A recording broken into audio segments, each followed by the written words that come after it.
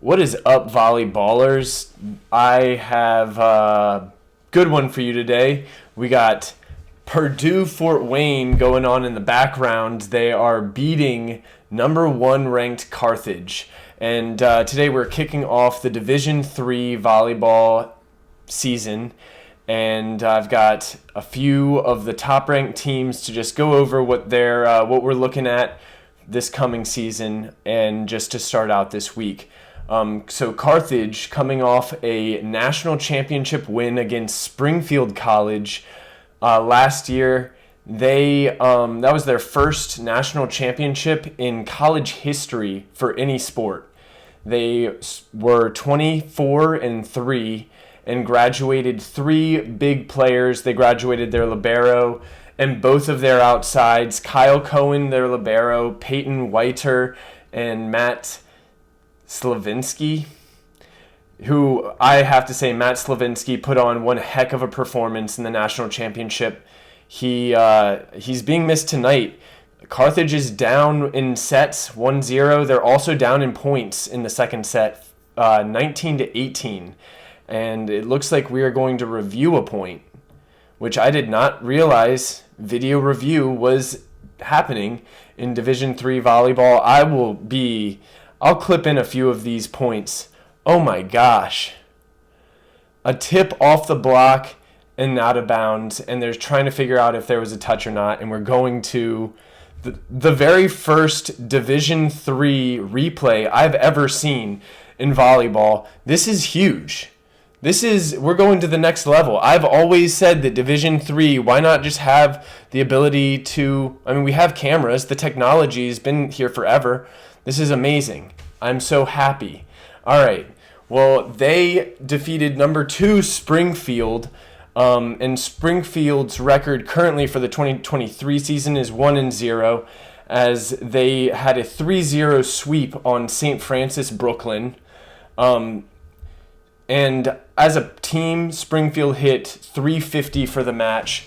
Jarrett Anderson was a key offensive player with 14 kills, just 2 errors on 28 swings. I believe he also got 2 aces. So, and he hit 430 for the match. Just to kind of explain hitting percentage for all of you who are new to volleyball, hitting percentage is kills minus your errors, that number divided by the total number of swings. And so hitting anywhere above 300 for an outside is really good. Hitting 430 for an outside is phenomenal. Springfield College graduated 4 key players, starters. Chris Parker, their starting libero, super senior, a lot of experience on the floor. They graduated Matt Lilly, who was their setter, and Brandon Brando, I think that's his name, the outside, who probably performed the best last year, and Nate Reynolds, who is a strong middle blocker, very lethal, lot of shots. I've played against him before. He's a good player. Wentworth plays Emmanuel on Tuesday. That's their first match, and it looks like they're playing in the SUNY Poly Wildcat Invitational, which I always loved the invitationals. I love when a bunch of teams come together because it's not just you against another team.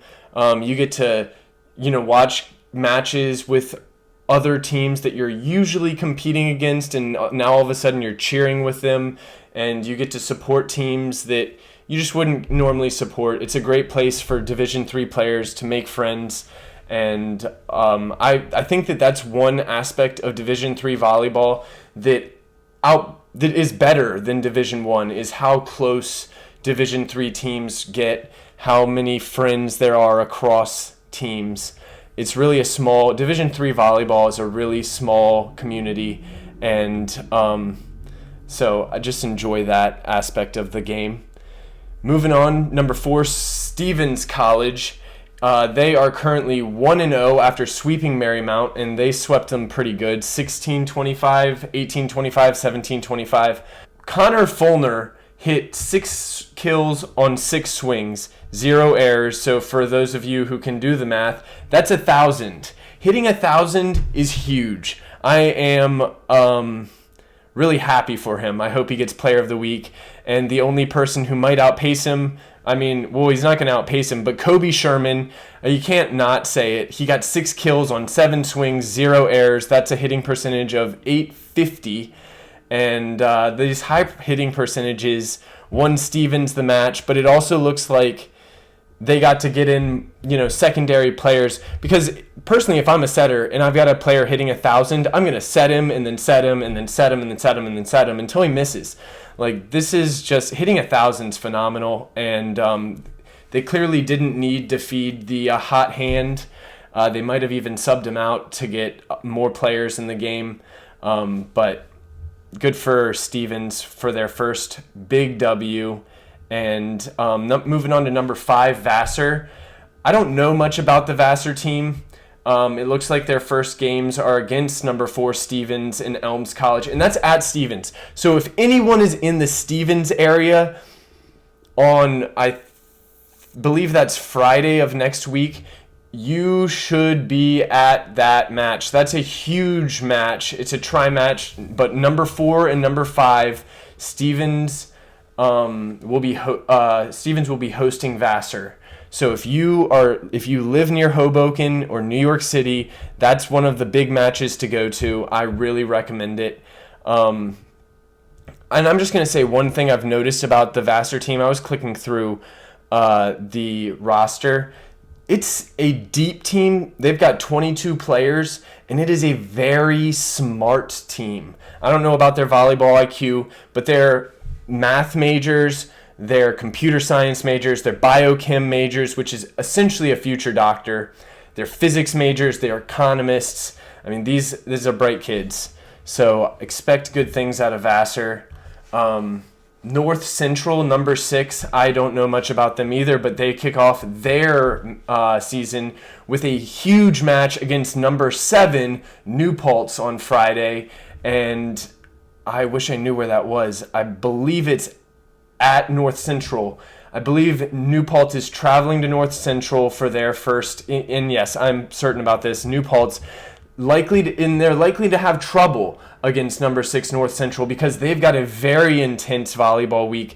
They will travel to Illinois for 6 matches in 4 days, and they will play Illinois Institute of Technology on Wednesday, the 18th, Dominican and Benedictine on Thursday, and then North Central on Friday. And then they will be traveling again. There's a ton of travel within these. I think they're in a different gym every day. And then Augustana College and MSOE at MSOE on Saturday. So they will be, I believe that's Wisconsin. So they've just got a crazy week and then weekend ahead of them.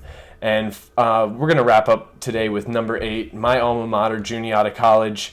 They're currently up in sets, 1-0 against Merrimack. It's an exhibition match. I would be watching that match, but they don't live stream exhibition matches. I guess you got to be at Kennedy Sports Center if you want to see this one. First official match will be played against SUNY Poly in the SUNY Poly Wildcat weekend, and they will play SUNY Poly and Nichols on Friday, and then Wentworth and SUNY Potsdam on Saturday.